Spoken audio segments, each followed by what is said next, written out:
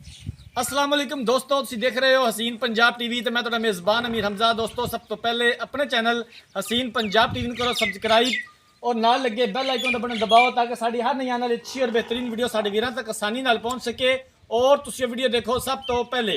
अज जनाब अपने वीरां भरावां वास्ते एक पहलन झोटी की वीडियो लैके हाज़र होए हैं। पहला सूबा इन्हें सुना है, लोकेशन है जनाब जिला बहावल नगर, बिल्कुल दरियाए सतलुज के कंढे ते खड़े हैं जनाब।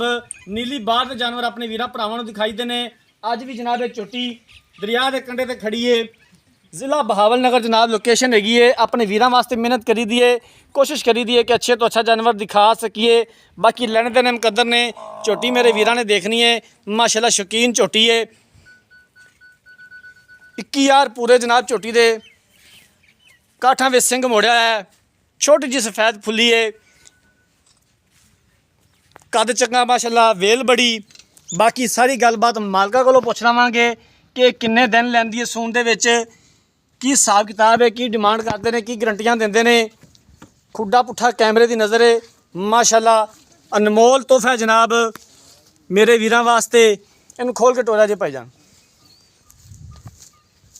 घरेलू जानवर है जनाब, कोई व्यापार का नामो निशान नहीं हैगा। अपने वीरां वास्ते मेहनत करी दी है, अच्छे तो अच्छा जानवर लैके हाज़र होई दा। कोशिश करी दी है कि अपने वीरां भरावां नूं तसल्ली वाले जानवर दिखाए जान।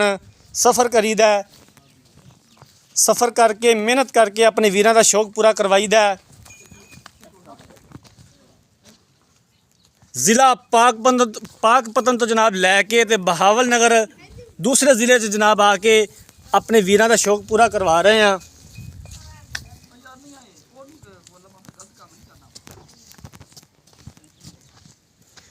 हवाने के उपर बटन भी मौजूद ने, जिनकी अक्सर वीर भरा डिमांड करते हैं कि यार बटन वाली मझ लैनी है। माशाल्लाह पूरे आर ने झोटी दे विच, कोई कमी पेशी नहीं हैगी। बाकी जड़ियाँ वधरा नज़र आ रही ने, मजीद झोटी भरेगी, हवाना मजीद बनाएगी। ये गलबात आप मालका कोलों पुछ लैने भी कितने दिन लैंदी है। बन दो जी।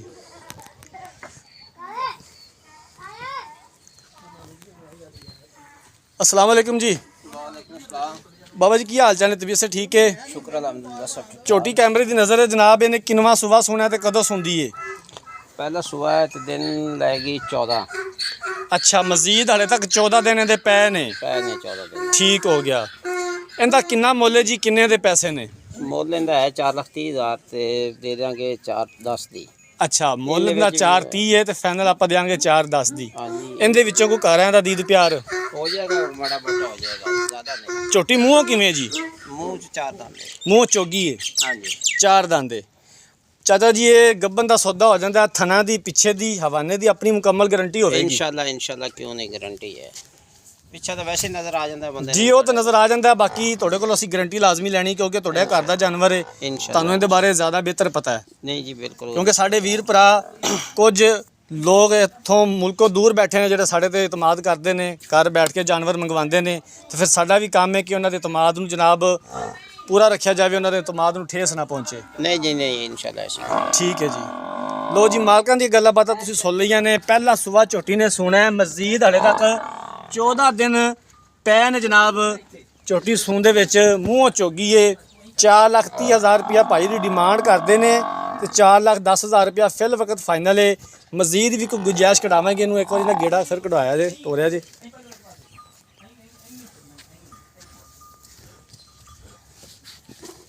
बाकी जनाब झोटी च कोई शक नहीं, माशाल्लाह पूरे यार ने झोटी दे विच। नस्ली झोटी है, क्योंकि जनाब बाहर का जानवर है।